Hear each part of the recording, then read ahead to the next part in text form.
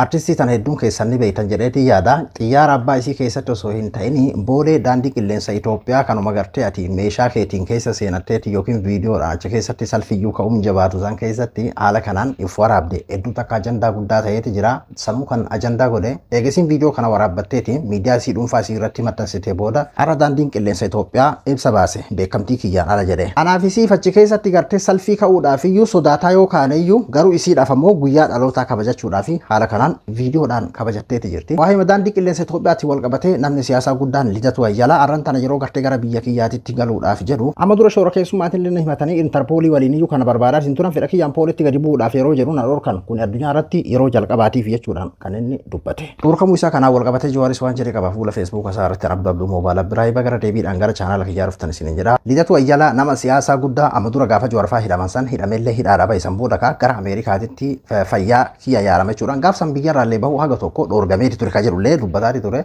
Egaa gara Ameerikaatitti deeme booda waggaa gaheenatti fakkaata waggaarra inumayyuu shoorarkeessummaadha waa'ee faannootiin wal qabatee jechuun aktiivistoota warra shoorarkeessummaa yookiin ammoo warra faannoo waliin hojjetu biyya diiguudhaaf faannoo waliin hojjetan jechuudhaan namoota himataman san keessa ture.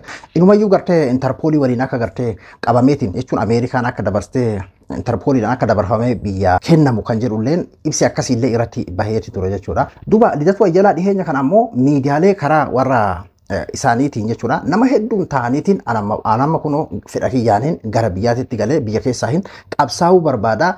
Garuu wanni an amman tana isinitti dhaamadhu yoo biyya galee hidhamuu danda'a ajjeefamuus danda'a wanni an ta'u hin beekamu kana ofirratti murteessee fedha kiyyaan ammoo galaati jira san akkasi naa qubaa qabaadha jechuun haala akkasiisaniin miidiyaa kanarratti ka hedduu takka gaafsanillee galuudhaafillee akkas ajandaa ta'eeti ture jechuudha. Baatima kana keessaa beekika inumaa namoonni tokko hayyoonni Oromoo warri gartee biyya alaa jiran kanarraa fakkeenya maaliif fudhatu mee hayyoonni Oromoo yookiin aktiivistoonni Oromoo qabsaa'onni Oromoo isa kanarraa maal baratu yookiin keessatti filaalaa jechuudha namoonni hedduun inumayyuu fakkeenya godhatanii itti mammaakayyuu haga turan takka jechuudha. Akkuma jedhe kaama namichi fiizaa isaa dhawatee tikeetii isaa murateetiin yeroo gara daandii qilleensa Itoophiyaatitti deemu yoo hayyama addaa yookiin ammoo fiqaada argatte malee ati ammatti namoota akka gartee gara Itoophiyaatitti hin imallee fi fiqaanni kee dhoorgamee irraa jechuudhaan na deebisan jechuudhaan dubbate. Waan inni arramee afaan Amaaraatiin katabeetiin maxxanse xalayaa isaa tana gara afaan Oromootitti isiniif dubbise. Dhimma imala kiyya gara biyya kiyyaatitti deemuu dhoorkamuudhaa ilaallata. Har'a daandii xiyyaara Itoophiyaatitti gara Itoophiyaadhaa imaluudhaaf tikeetii qabadhee waaniin tureefi ganama sa'aatii 12tti buufata xiyyaara idila addunyaa Atlaantaa geenye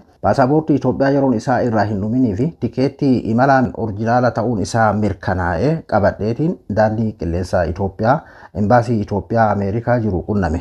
Itti gaafatamaan daandii qilleensa Itoophiyaa Atlaantaa obbo Tashoomaa Gabrasillaasee hayyamni addaa yoo siif kenname malee gara Itoophiyaadhaa deemuu akka hin dandeenye natti hime.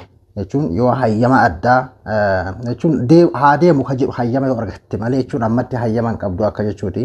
Mootummaan Itoophiyaa amma dura shoorarkeessummaan na himatee nan barbaada jechaati ture. Akka an hidhamu Interpoolii waliinillee haasawaati ture yookiin dubbachaati ture. Fedhii kiyyaaniin gara biyyaatitti deebi'uudhaaf yeroon ayyaalu ammoo maaliif akka na dhorgan hin beeku. Gochi akkana addunyaa irratti yeroo jalqabaaf kan raawwatamu ta'uu mala.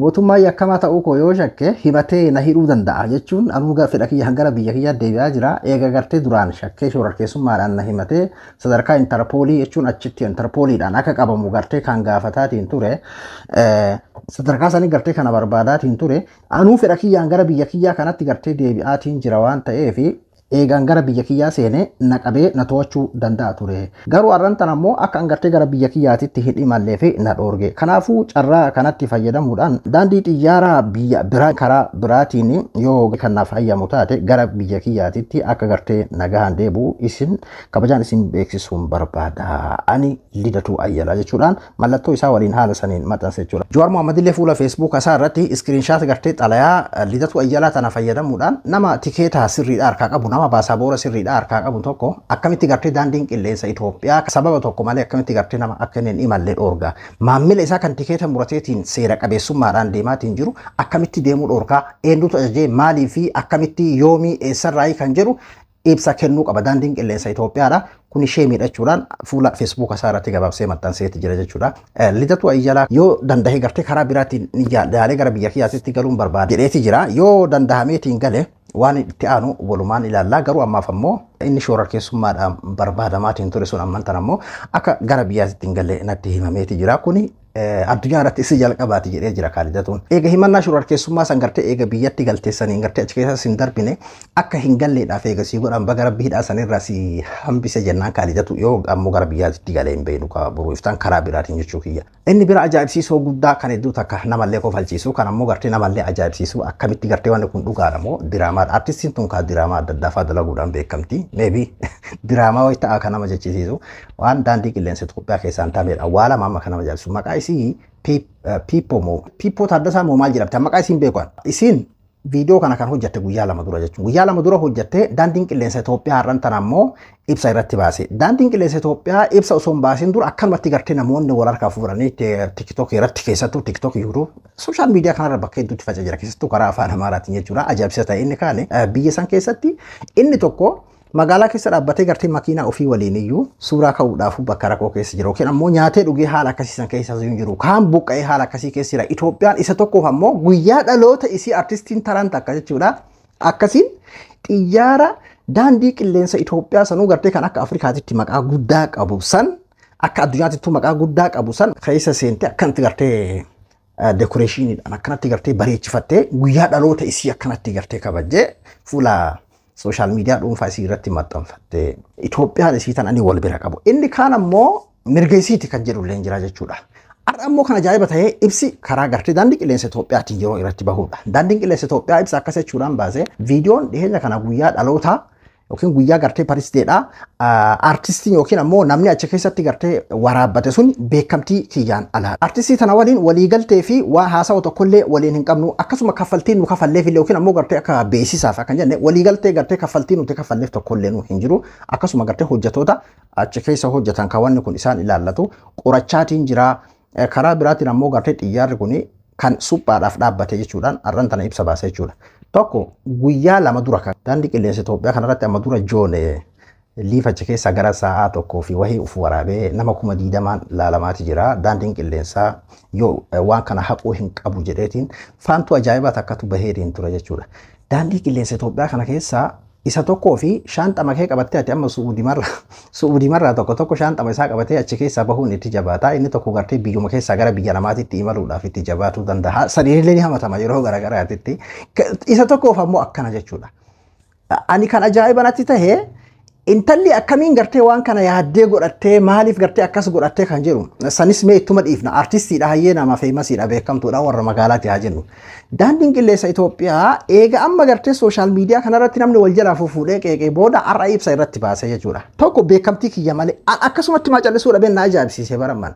Amma hayyee daandiin qilleensa Itoophiyaa kun beekamtii kiyyaan ala hogguu jedhu gaafa amma dura gartee Joonsan illee sadarkaa kana hanga ga'u sakuriitiin isaa akkami ka jedhu qeeqa guddatu deemaatiin ture daandii qilleensa Itoophiyaa kanatti. Mudannoon akkana addunyaa irra hin jiru chaaf himi daandii qilleensa kamiitu mudachuu danda'a. Garuu wajjala deddeebi'ee hedduu takka ajaa'iba guddaa ta'e jira sooshaal miidiyaa kanarratti. Inni kan gartee guyyaa dhalootaa mirga isiitii haa kabajattu maali jira beeksisaayyuu isaaniif jira. Daandiin qilleensa Itoophiyaa ammoo beekamtii kiyya malee jechuun kuni daandii qilleensa Itoophiyaa kana beekamtii nama meeqatu irratti qabaadha. Nama meeqatu hooggana daandii qilleensa Itoophiyaa warra hoogganu sanii ala warra biraatiitu jira akkami ka beekamtii irratti argate ka jedhuu fi jechuun taatee kaameeraa achi keessa naqatti dekoreeshiniin gartee akkana samii irratti gadi roobne itti godhattee sagantaa hagana gahu kana geggeeffatte intalli kun akkanatti gartee shaashaa irratti jettee beekamtii kiyyaa ala intala nugusaan taane xiyyaara irratti akkasii gartee sagantaa kana hojjetattee hedduu takka sooshaal miidiyaa kan tajaajilsiisaa guddaa ta'e nageenya uummataa hoo akkami nageenya imaltootaa hoo akkami eega gartee isin beekamtiin kenniniif abbaan fedhe seenee waan fedhe dalaguu danda'a ka jedhu qeeqaa adda addaa turatti deemaa jira inni kan gartee bifa afaniitiin Itoophiyaan isii tana jedhe akkasti gartee kana irratti qoosulleen jira jechuudha. Taatee ajaa'ibsiisoo waan akkana takka agartanii amma artistiin tuni haga durii aartii irratti hin beekamin caala beekamuu dandeessi. Foloon isii baay'ee xiqqaadha sooshaal miidiyaa isii irratti faantuudha waan ta'eef jechuudha. Kiroodarii godhattee kiroodarii kana hunda gartee fe'atteetiin xiyyaara irratti fe'attee akkasii viidiyoo ittiin ufa hojjettu namni tokkolleen osoo hin argine har'an tana ibsi irratti bahe jechuudha guyyaa lama booda eegaa qeeqna dadda sooshaal miidiyaa kanarratti deemaa ture.